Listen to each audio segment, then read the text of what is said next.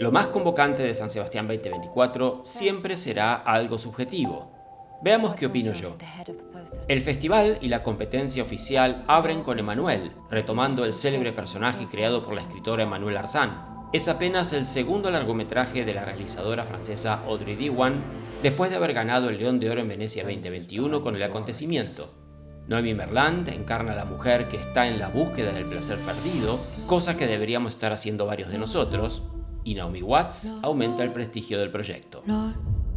En el otro extremo, en el cierre, pero fuera de competencia, tenemos a Florence Pugh y Andrew Garfield, quienes rara vez han tenido un momento aburrido, un simpático accidente de tránsito, un parto en el lugar más disparatado, una competencia gastronómica internacional, etcétera, etcétera. Pero Florence recibe un diagnóstico médico complicado, con opciones de tratamiento que pueden resultar efectivas o no. ¿Y si el tiempo invertido en el tratamiento es una pérdida de tiempo que podría dedicarse a vivir la vida al máximo? We live in time. Y en medio de la competencia aparecen propuestas potentes como Cónclave, en la que Ralph Fiennes debe supervisar justamente el cónclave del que saldrá elegido el sucesor del Papa.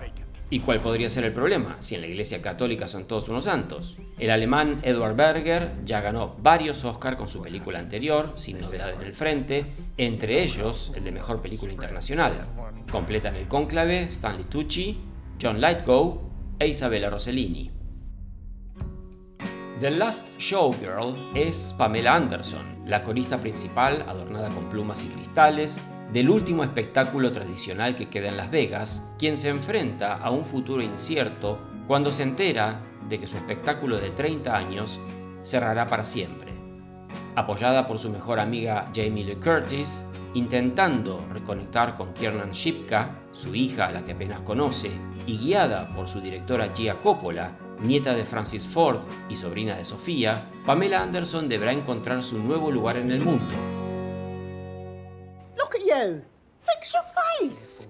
Hard Truth me dan ganas de verla porque es de Mike Leigh, el director de Secretos y Mentiras, con la que ganó la Palma de Oro en Cannes 1996 y además obtuvo 5 nominaciones a los Oscars de 1997, incluyendo Mejor Película, y está protagonizada por Marianne Jean-Baptiste, quien fue una de sus protagonistas. Es cierto que han pasado muchos años, pero las emociones bien vividas nunca se olvidan y generan adicción.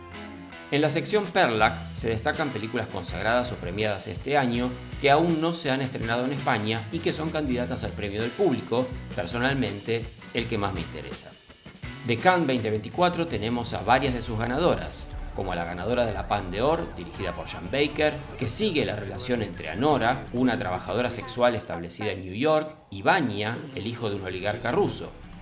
Anora vive el romance como un sueño hecho realidad al que intenta aferrarse, mientras la poderosa familia del joven hace todo lo posible por destruirlo en 1000 pedazos.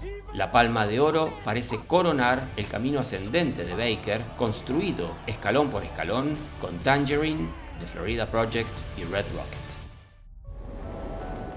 All We Imagine As Light, de Payal Kapadia, la primera película india que compitió por la Palma de Oro después de 30 años, fue la ganadora del Grand Prix con la historia de Prabha, una enfermera que recibe de su marido, de quien vive separada por trabajo desde hace tiempo, un regalo que la inquieta, y de su joven amiga y compañera de vivienda, Anu, que vive desesperada por encontrar un lugar para estar con su amante. En esas circunstancias, las dos mujeres emprenden el viaje que todos quisiéramos, a un pueblo en la playa donde encuentran el espacio para que fluyan todos sus sueños y deseos, ni más ni menos. The Seed of the Sacred Fig, la semilla del higo sagrado, de Mohamed Rasuluf, ganó el premio especial del jurado y tiene como condimento especial la problemática vida que lleva su director para desarrollar su profesión de cineasta, sufriendo todo tipo de prohibiciones por parte del gobierno de Irán. Y no es para menos con historias como la de esta película, en la que al juez de instrucción imán, en medio de disturbios políticos en Teherán, le desaparece su pistola, sospecha de su mujer y de sus hijas y les impone tremendos castigos.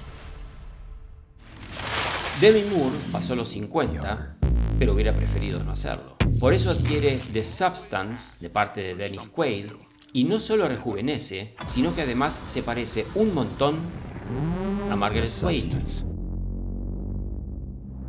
Pero lo que fácil llega, fácil se va, y dolorosamente. Atención con esta película y su directora, Coralie Farguet, que ganó Mejor Guión en el último Festival de Cannes y el People's Choice Award, Midnight Madness, en Toronto 2024. Señora. ¿Sí? Zoe Saldaña es una abogada en Ciudad de México que ayuda a Carla Sofía Gascón, antes de ser Carla Sofía, a desaparecer de su vida como capo del narcotráfico, convirtiéndose en Emilia Pérez, ahora sí Carla Sofía, dejando atrás a Selena Gómez y a los hijos que han criado juntos. El proceso es un éxito, pero el pasado comienza a volver, amenazando con deshacer todo lo conseguido. Jacques Audiard presenta esta fusión de pop opera, narco-thriller y drama de afirmación de género con Selena Gómez, Carla Sofía Gascón, Adriana Paz y Zoe Saldaña recibiendo todas juntas el premio compartido a la mejor actriz en el Festival de Cannes 2024 y quedando segunda en el People's Choice Award de Toronto la semana pasada detrás de The Life of Chuck. Y también tenemos de Cannes películas que compitieron por la Palme d'Or pero no ganaron, como la del abuelo de Gia Coppola o Padrino, Francis Ford Coppola, con su película ya presentada en Cannes. Megalópolis suena un tanto cercana a Megalomanía, el gran director que siente la necesidad de contar la gran historia de la gran ciudad como metáfora que abarca a la historia con mayúsculas. Yo desconfío que este proyecto realmente llegue a producir emoción o incluso significado a la altura de su ambición. Me parece que nadie se atrevió a decirle que no al abuelo Francis. Richard Gere, un aclamado documentalista estadounidense radicado en O Canada, se reencuentra con Paul Schrader 44 años después de American Gigolo y accede a contar su vida a un equipo de documentalistas liderados por Michael Imperioli. Posa, Uma Thurman, monta guardia para intentar proteger el legado de su marido, pero a medida que los recuerdos afloran y cobran vida en flashbacks, la verdadera historia del gran hombre sale a la luz, basada en Forgone de 2021 de Russell Banks. De la Berlinale 2024 podemos destacar A Traveler's Needs, Necesidades de una viajera, de Hong Sang-soo, ganadora del Gran Premio del Jurado, y de Venecia 2024, I'm the Stow aquí, I'm Still Here, de Walter Salles, ganadora del Mejor Guión. Y por supuesto, a la ganadora del León de Oro, La habitación de al lado, de Pedro Almodóvar, su primera película en inglés, adaptación de la novela What Are You Going Through, de la escritora estadounidense Sigrid Nunes, a quien vale la pena googlear. Te presento, Ismael de Bencanta.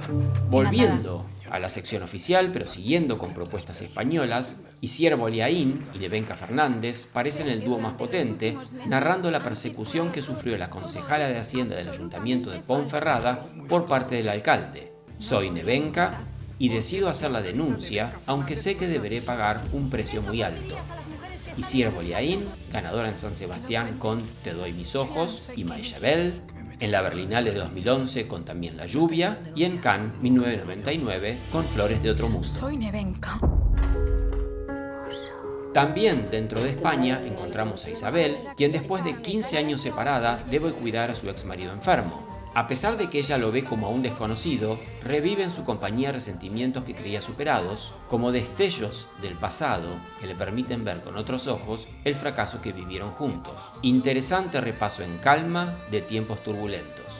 Pilar Palomero agrega otra experiencia de vida a sus ya reconocidas Las Niñas y La Maternal, ambas ganadoras aquí en San Sebastián. ¿No hay dos sin tres?